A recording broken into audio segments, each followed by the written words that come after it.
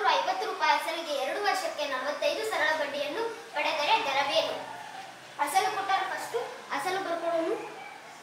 ಅಸಲು ಬರೋಬ್ಬರಿ ₹450.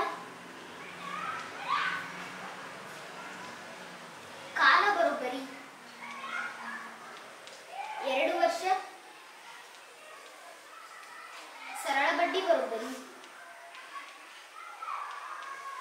₹45.